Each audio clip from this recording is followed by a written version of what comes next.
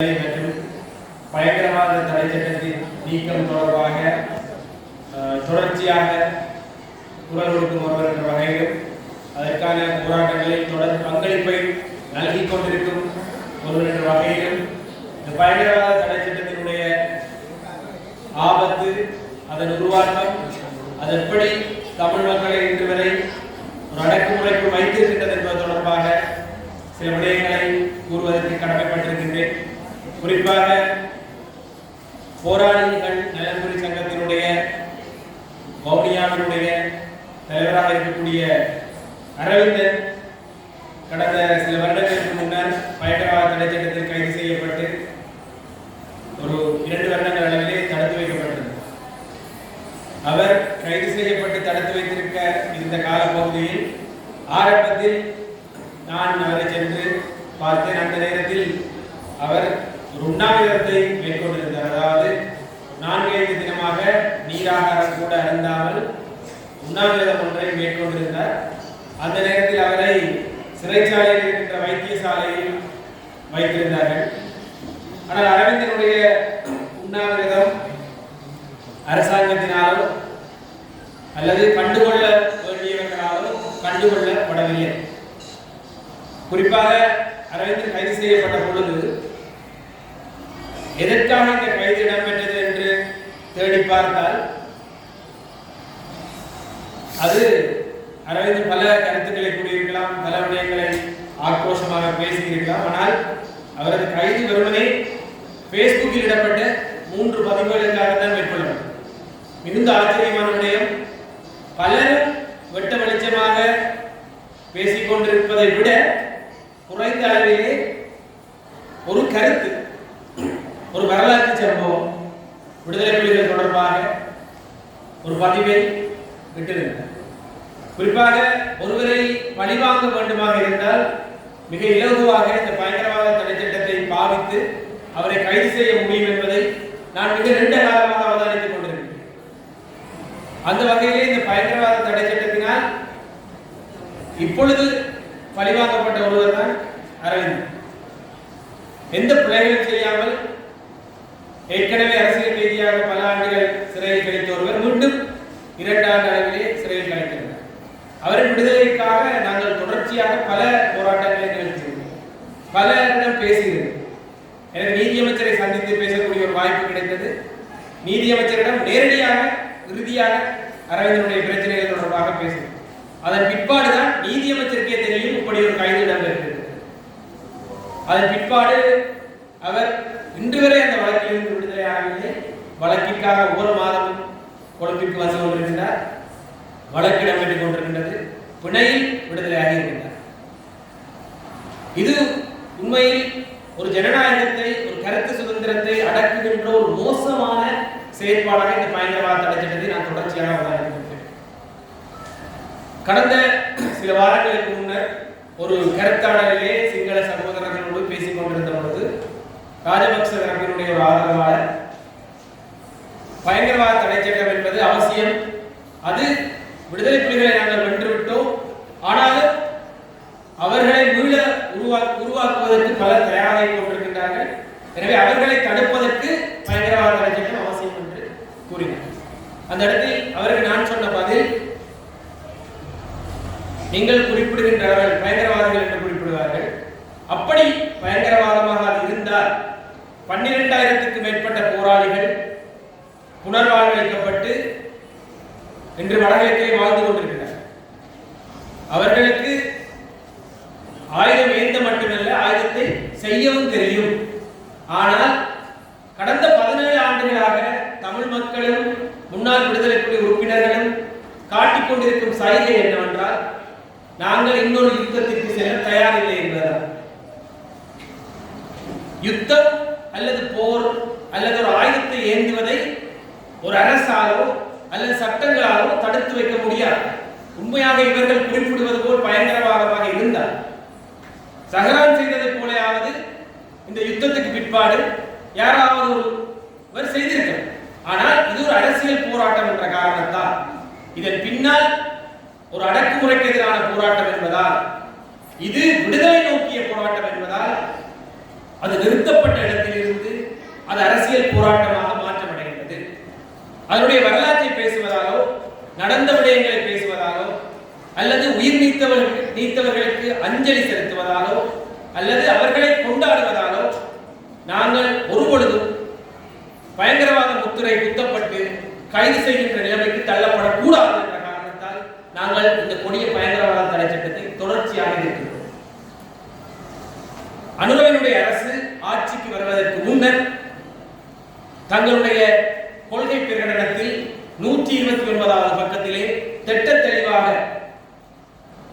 ரீபீல் PTA, அதாவது பயங்கரவாத தடை சட்டம் நீக்கப்படும், இட் won't be replaced, அது அதற்கு பதிலான எந்த ஒரு சட்டங்களும் உருவாக்கப்படாது என்கின்ற ஒரு உறுதிமொழியோடு இந்த அரசை அவர்கள் ஆரம்பித்திருந்தார்கள். எழுத்து மூலமான உறுதிமொழி. இந்த உறுதிமொழிக்குத்தான் மக்கள் ஆணை வழங்கப்பட்டது. ஆனால் அந்த மக்கள் ஆணையை அவர்கள் பின்பற்றவில்லை. அதேபோல் அரசியல் கைதிகள் அனைவரும் விடுதலை செய்யப்படுவார்கள் என்ற உறுதிமொழியும் அதே கொள்கை பிரகடனத்திலே கூறியிருந்தார்கள். இன்று வரை அரசியல் கைதிகளும் விடுதலையாகவில்லை.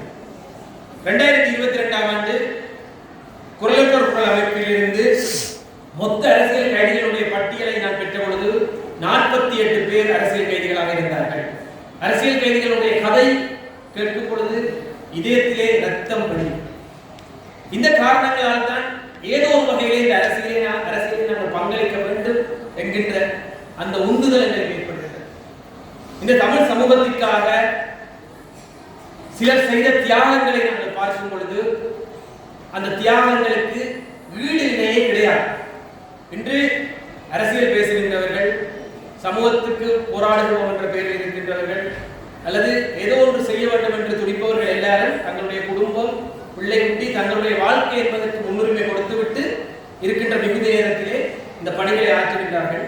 அதனை நான் தவறு கூறவில்லை. ஆனால் தங்களுடைய 19 வயதிலே யாரோ ஒருவருக்கு விடுதலை கிடைக்க வேண்டும் என்று ஏதோ ஒரு முயற்சியில் ஈடுபட்டு கைதான இருவர், 96ஆம் ஆண்டு கைதான இருவர், 19 வயதில் கைதான இருவர், இன்று 50 வயதை தொட்டு விட்டார்கள், இன்னும் சிறையில் இருக்கிறார்கள்.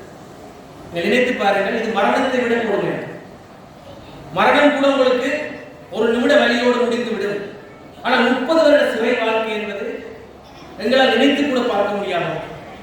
30 வருடத்தில் அவர்கள் இரவு நேரத்தில் வானம் எப்படி இருக்கும் என்று பார்க்க முடியாத நிலையில் வாழ்ந்து இந்த சிறை அனுபவங்களை என்னிடம் பலர் பகிர்ந்திருக்கிறார். சிறையில் இருந்து வந்த பொழுது அரவிந்தன் என்னுடைய வீட்டில் தான் தங்கியிருந்தார். அதேபோல் 16 ஆண்டுகள் சிறையில் இருந்து வந்த சதீஷ் அவர்கள் என்னுடைய வீட்டில் தான் 2 வாரங்கள் தங்கியிருந்தார். இன்னும் சிறையில் இருப்பவர்கள் தொடர்ச்சியாக என்னோடு உரையாடி கொண்டிருக்கிறார்கள்.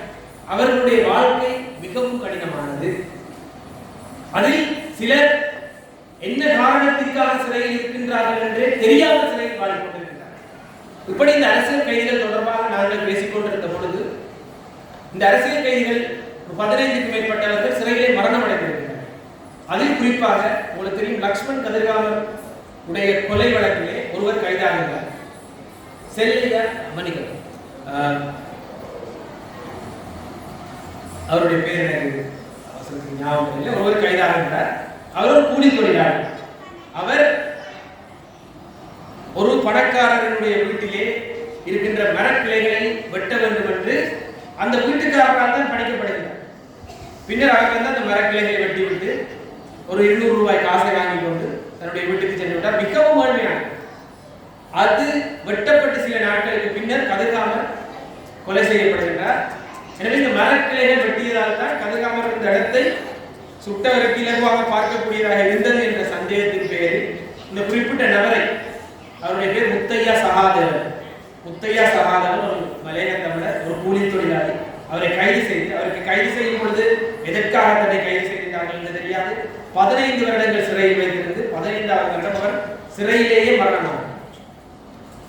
இது இந்த பயங்கரவாத தடை சட்டத்தை பாவித்து செய்த கொடுமைகளில் பல்லாயிரம் கொடுமைகளில் ஒன்று.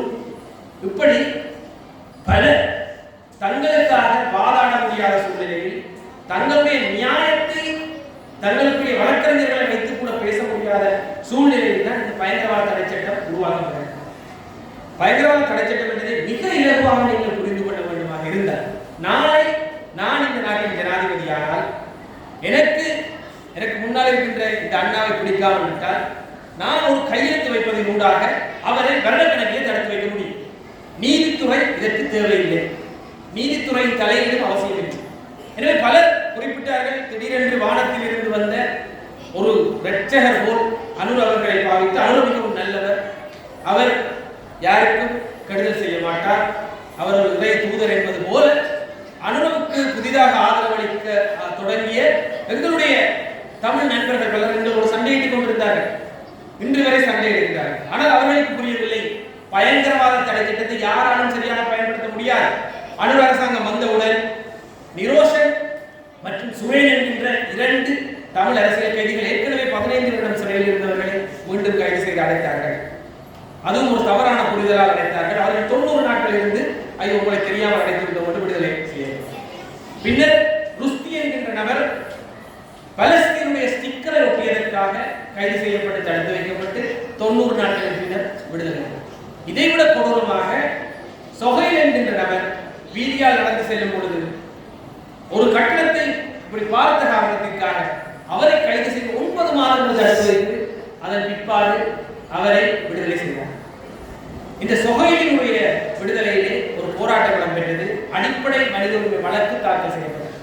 இந்த அடிப்படை மனித உரிமை வழக்கிலே அடிப்படை மனித உரிமை மீறப்பட்டதாக நீதிமன்றம் தீர்ப்பளித்து சொஹைலுக்கு 20 லட்சம் ரூபாய் நட்டஈடு வழங்க வேண்டும் என்று அனுர் அரசுக்கு எதிராக, அந்த போலீஸுக்கு எதிராக நீதிமன்றம் தீர்ப்பளித்தது. 20 லட்சம் அவருக்கு நீதிமன்றத்தால் வழங்க. எனவே இந்த அரசு பயங்கரவாத தடை சட்டத்தை பிழையாக பாவித்து நீதிமன்றத்தால் தண்டனை பெற்ற ஒரு அரசு. ஆனால் இன்று ஒரு மாற்றம் ஏற்பட்டிருக்கிறது. நீங்கள் அடிப்படை மனித உரிமை மீறல் வழக்கை தாக்கல் செய்து ஒரு நட்டஈடை பெறக்கூடிய சூழ்நிலை இருக்கிறது. ஆனால் 2008ஆம் ஆண்டு காலப்பகுதியிலே கொழும்பிலே இருந்த பிரபாகரன் என்கின்ற பெயர் இருக்கின்ற ஒரு நபர், கொழும்பு பிரபாகரன் என்று அவரை அழைப்பார்கள். நீங்கள் கூகுளில் செய்து பார்த்தீர்கள், ஆனால் கொழும்பு பிரபாகரன் கேஸ் என்று தேடி பார்த்தால் ஒரு பல விடயங்கள். இந்த கொழும்பு பிரபாகரன் என்கின்ற நபரை ஏதோ ஒரு சந்தேகத்தின் பேரிலே அல்லது அவரது பேர் அப்படி இருப்பதாக கைது செய்து பயங்கரவாத தடை சட்டத்தில் 2 வருடங்கள் அடைத்து வைத்து பின்னர் அவர் குற்றமற்றவர், அவருக்கு ஒரு ஆதாரங்கள் இல்லை என்று அவரை விடுதலை செய்கிறார். இதனால் ஆத்திரமடைந்த அந்த நபர் அரசுக்கு எதிராக வழக்கு தாக்கல் செய்கிறார். அடிப்படை மனித உரிமை மீறல் வழக்கு தாக்கல் செய்கிறார். வழக்கு தாக்கல் செய்த அடுத்த நாள் வெள்ளவத்தையிலே வெள்ளை வேனில் ஆயுதமேந்திய நபர்களால் அவர் கடத்தப்படுகிறார். அவரது பிள்ளை அவரது மனைவிக்கு முன்னால் இந்த கடத்தல் நடந்தது. அன்று கடத்தப்பட்டவர் இன்று வரை இருந்தது. எனவே அதன் பிற்பாடு பயங்கரவாத தடை சட்டத்திலே கைது செய்யப்பட்ட தமிழர்கள் அடிப்படை மனித உரிமை மீறல் வழக்கை தொடுப்பதற்கு பயன்படுகின்றார்கள். உயிர் பிழைத்தால் போதும். ஏனென்றால் அவர்கள் சிறையில் வாடி அந்த துன்பத்தை அனுபவித்து வெளியில் வரும் பொழுது அதற்கு எதிராக போராடும் நிலையை இழந்துதான் பலர் வெளியே வருகின்றார்கள். எனவே இந்த கடந்த கால வரலாறுகளை நாம் மறந்து விடக்கூடாது. ஏன் பயங்கரவாத தடை சட்டம் வேண்டாம் என்று தொடர்ச்சியாக நாம் குரல் கொடுக்க வேண்டும் என்றால், பயங்கரவாத தடை சட்டத்திலே கைது செய்யப்படுகின்ற ஒருவர் சற்றும் எதிர்பார்த்திருக்க மாட்டார். நான் அந்த சட்டத்திலே கைதாகும். உங்களை யாரும் எந்த சந்தர்ப்பத்திலும் மாட்டிவிடலாம். நாளை உங்களுக்கு அழைப்படுத்த ஒருவர் அழைப்பு எடுத்துவிட்டு அதன் அடுத்த நொடியில் சென்று ஏதாவது ஒரு மோசமான நிலையை செய்தாராக இருந்தால் உங்களை கைது செய்து வருடக்கணக்கில் பயங்கரவாத சட்டத்தை தடுத்து வைக்க முடியும். நீங்கள் அந்த அழைப்பு எனக்கு வேறு நோக்கத்துக்காகத்தான் வந்தது என்று நீதிமன்றத்தில் வைத்து ஒரு வழக்கறிஞரை வைத்து வாதாட முடியாத நிலையில்தான் இந்த பயங்கரவாத சட்டம் இருக்கு. எனவே நிர்வாகத்திற்கு நீதித்துறையை தாண்டி, நீதித்துறை என்பது சுயாதீனமாக இயங்க வேண்டிய ஒன்று, இந்த நீதித்துறையை தாண்டி அரசியல்வாதி, பாதுகாப்பு அமைச்சருக்கு, போலீசாருக்கு, ராணுவத்திற்கு அதிக அதிகாரங்களை வழங்கிக் கொண்டிருக்கிறது இந்த பயங்கரவாத தடை சட்டம். தொடர்ச்சியாக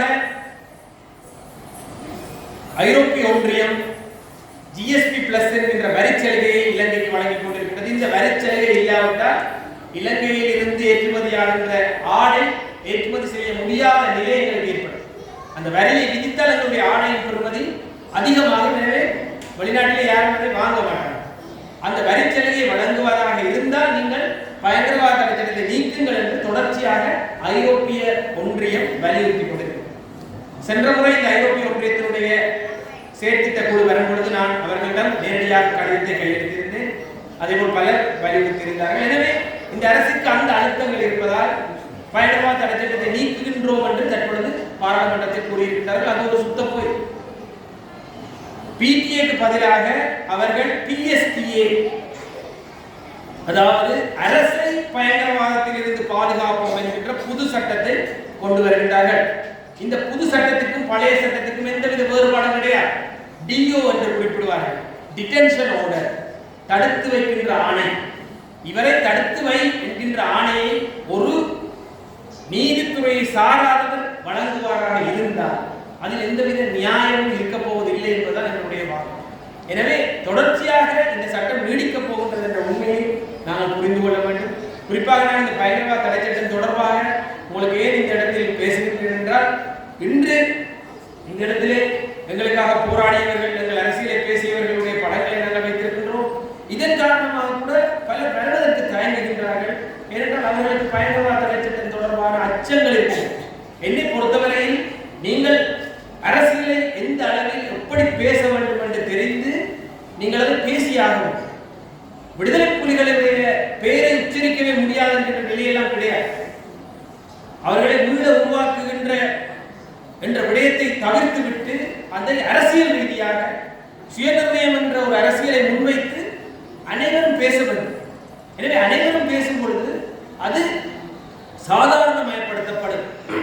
அதாவது நான் குறிப்பிடுவது மீண்டும் ஒரு ஆயுத போராட்டத்தை தூண்டுவது அல்ல.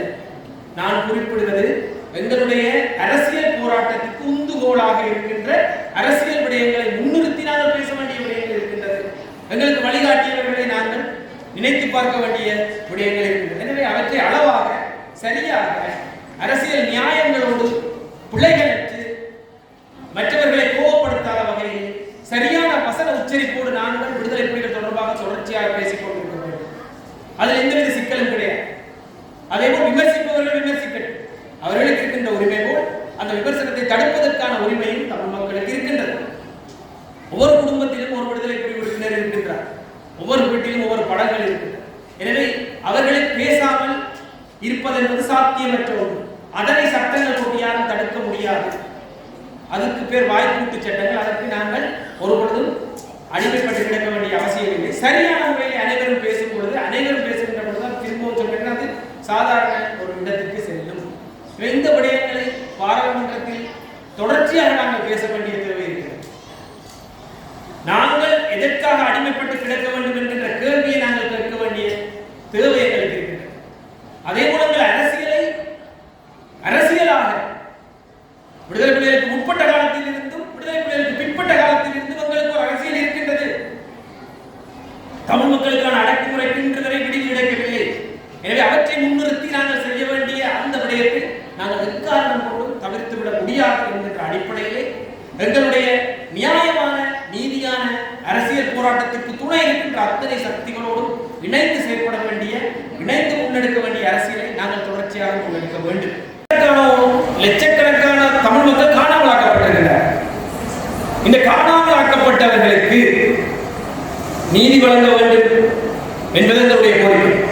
அனுர் அவர்கள் யாழ்ப்பாணத்திற்கு சென்று கூறுகின்றார், உங்களுடைய காணாமல் ஆக்கப்பட்ட பிள்ளைகளுக்கு என்ன நடந்தது என்பதை நான் கூறுகின்றேன், ஆனால் அவர் காணாமல் ஆக்கியவருக்கோ அல்லது அவர்களுக்கு தண்டனை வழங்க முடியாது என்றோ அவர் நேரடியாக குறிப்பிடுகின்றார். சரி, இது ஒரு புறம் இருக்கு. மறுமுனையே பிள்ளையார் கைது செய்யப்படுகின்றார். கடந்த 2 வருடத்துக்கு முன்னர், ஒரு 2 வருடமாக ரவீந்திரநாத் என்கின்ற மட்டக்களப்பு பல்கலைக்கழகத்திலே இருந்த விசி பீடாதி அவரை கடத்தினார் என்ற சந்தேகத்தின் பேரில் பிள்ளையான் கைது செய்யப்படுகின்றார். பிள்ளையானுக்கு எதிரான போதிய ஆதாரங்களை கண்டுபிடிக்க முடியவில்லை. ஆனால் பிள்ளையான் கடத்தினார் என்பதற்கான சந்தேகங்கள் இருப்பதால் அனுர் அவர்கள் டிஓ டிடென்ஷன் ஆர்டரில் கையெழுத்து வைத்து பிள்ளையான தடுத்து வைக்கும். பிள்ளையான கடத்தினது ரைட் ஃபைன். என்ற பிள்ளையான் என்னென்ன செய்தார் என்று எங்களுக்கு லெப்மானத்தில் இருந்தவர்களுக்கு தெரியும்.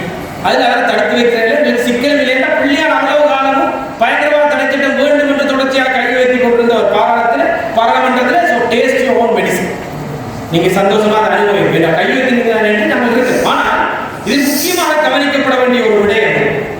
இத்தனை கடத்தல்கள் வசந்த கருணாவோட கொழும்பிலே நடந்த 11 மாணவர்களுடைய கடத்தலுக்கு பொறுப்பானவர். எத்தனையோ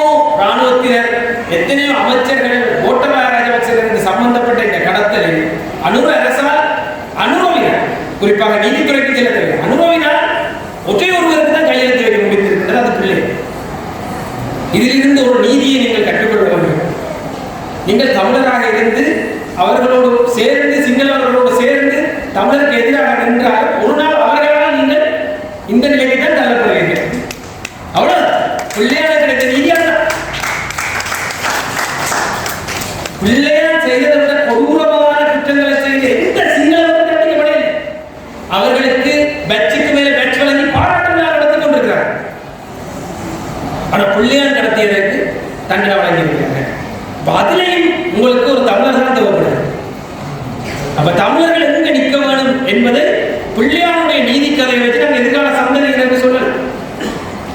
நீங்கள் போய் எவ்வளவு புத்தி முடிஞ்சாலும் உங்களுக்கு ஒரு நல்லவர் என்ற போர்வையில் வரக்கூடிய சிங்களவர் கூட தங்களுடைய சிங்கள இராணுவத்திற்கு தண்டனை வழங்கவோ அவர்களை பயங்கரவாத தடுத்தத்தில் கைது செய்யவோ தயாராக இல்லை. எனவே இந்த விடயத்தையும் நாம் தெரிந்து கொள்ள வேண்டும் என்ற விடயத்தை